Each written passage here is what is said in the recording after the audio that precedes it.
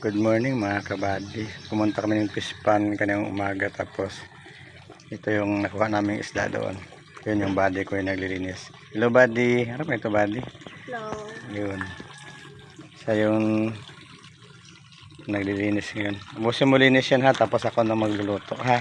So, Yun yung nakuha namin mga kabady. Sari-sari na yan mga kabady. Sipag naman ng buddy ko. Ayos yun maglinis ha. Ubusin mo lang linis, tapos ako na magluto ha.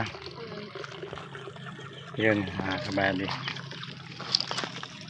Sariwang pang ulam sa umaga mga kabady. Ito sabay natin to para mas masarap. ito oh, tatlong ito. Saka pa itong manok ko. Sarap to ihalo sa papaya ba. Sige na buddy. Bye bye na buddy. Busin mo linis na. Bye bye.